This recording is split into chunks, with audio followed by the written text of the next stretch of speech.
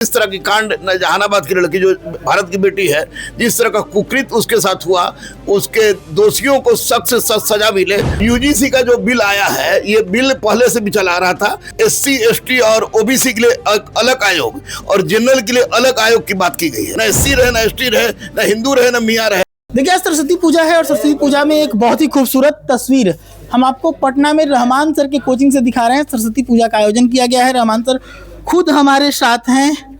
माता आज आपके कोचिंग में पधारी हैं, क्या कुछ आज यहाँ पे आप लोग मांगेंगे माँ से? देखिए, माता का और बजरंगबली का तो स्पष्ट वास है। हमारा संस्थान एक गुरुकुल है, तो आज मैं वही चीज़ मांगूंगा जो 1994 से लगातार अपने बेटियों और बेटों के लिए मांगता आया हूँ। आज माँ से स्पष्ट रूप से मेरी विनती है कि बहुत सारे बच्चे दरोगा परीक्षा दिए हैं, बहुत सारे बच्चे बीपीएससी का परीक्षा दिए हैं, बहुत सारे बच्चे बीपीएससी का इंटरव्यू देंगे, बहुत सारे बच्चे सिपाही का परीक्षा दिया है। तो मैं माँ से यही कहूँगा कि जो भी बेरोजगार है उनकी बेरोजगारी को दूर किया जाए माँ। और बिहार में जो बेरोजगारी दूर हो। संस्थान के जितने भी बच्चे हैं जो प्रत्यक्ष परोक्ष रूप से जुड़े हुए हैं, 2026 उनके रोजगार का वर्ष हो, ये माँ से मेरी विनती है। साथ ही साथ मेरी विनती है कि जिस तरह की कांड जहानाबाद की लड़की जो भारत की बेटी है, जिस तरह का कुकृत उसके साथ हुआ, उसके दोषियों को सख्त से सख्त सजा मिले, सबको सद्बुद्धि मिले, ताकि उसको न्याय मिल सके और इसको किसी घेरे में न बांधकर वास्तविक दोषी को सजा मिलना चाहिए। जिस प्रकार से बीते कुछ समय से आपको भी सड़क पर उतरना पड़ा, बहुत छात्र जो है चोटिल हुए, घायल हुए, कई तरह के आरोप लगे आयोग के ऊपर, उन सब चीज़ों को लेकर भी कोई माँ से शिकायत? आज माँ से शिकायत तो है ही, माँ जानती है अच्छी तरह से, लेकिन आयोग में मुख्य रूप से मेरा शिकायत अभी दारोगा भर्ती बोर्ड से है और सिपाही भर्ती बोर्ड से, इसलिए कि हमारे बच्चे तुरंत सिपाही या दारोगा परीक्षा दिए हैं।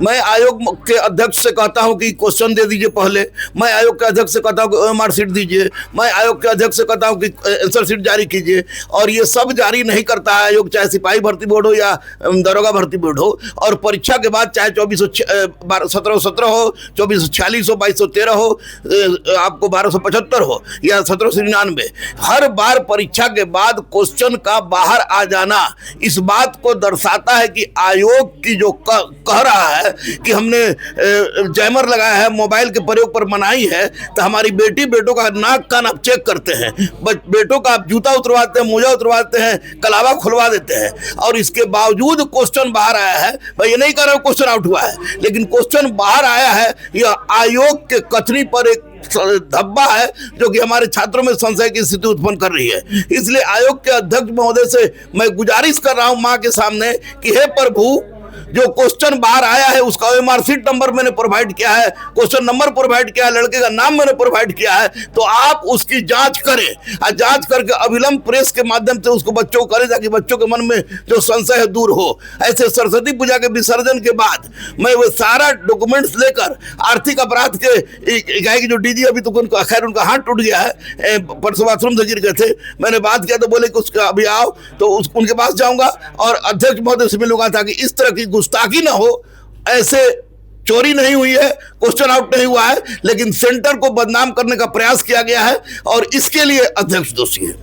छात्रों को जब भी परेशान देखा गया, गुरु रहमान हमेशा फ्रंट फुट पे आके बात करते हैं, बात रखते हैं। इस वक्त यूजीसी बिल आने को लेकर बहुत उहापोह की स्थिति है, कई तरह के संशय हैं, आप कैसे देखते हैं इस चीज़ को? देखिए, सबसे बड़ी बात है कि यूजीसी बिल पर कोई बोलेगा नहीं, और मैं इसलिए बोलूंगा कि ना मैं किसी जात के बंधन में हूँ, ना किसी संप्रदाय के बंधन में हूँ, ना बैकवर्ड हूँ, ना फॉरवर्ड हूँ, ना एससी हूँ, ना एसटी हूँ। मेरी पत्नी अमिता कुमारी है, मेरी बेटी अदम्य अदिति है, मेरा बेटा अभिज्ञान अर्जित है। यूजीसी का जो बिल आया है, ये बिल पहले से भी चला आ रहा था। ये आपको आप बता दें हम कि ये सैडलर कमीशन 1917 से इस तरह के प्रावधान होते रहे थे। सैडलर से फिर हरटोग में आया, हरटोग से फिर सार्जेंट योजना में आया, राधा कृष्ण में भी आया। लेकिन इस बार का जो बिल है, वो बिल में एससी, एसटी और ओबीसी के लिए अलग आयोग और जनरल के लिए अलग आयोग की बात की गई है।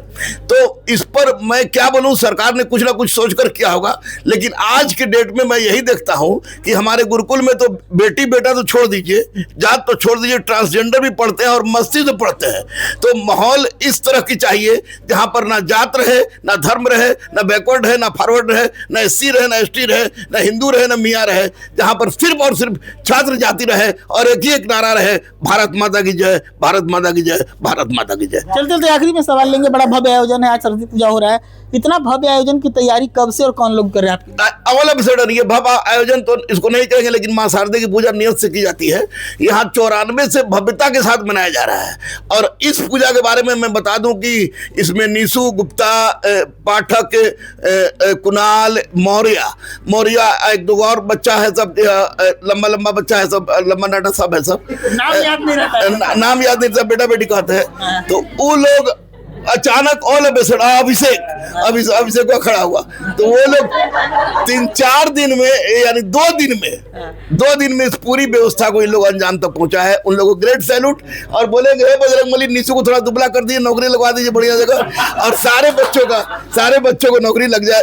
आई am proud of you my dear daughters and sons. चलिए, तो हमारे साथ गुरु रहमान थे, हमने उनसे बातचीत की। आज इनके कोचिंग में माँ सरस्वती की पूजा की जा रही है, पूरे बिहार में, पूरे देश भर में वसंत पंचमी मनाया जा रहा है। तो ऐसे में हम रहमान सर से बातचीत कर रहे थे, तमाम मुद्दे भी इनके सामने रखे, चाहे पेपर लीक का मामला हो या फिर यूजीसी पे जो अभी स्थिति बनी है, सब पे इन्होंने बेबाकी से अपनी बात को रखा है। आप भी अपने राय रखें, जुड़े रहे स्टॉक के साथ।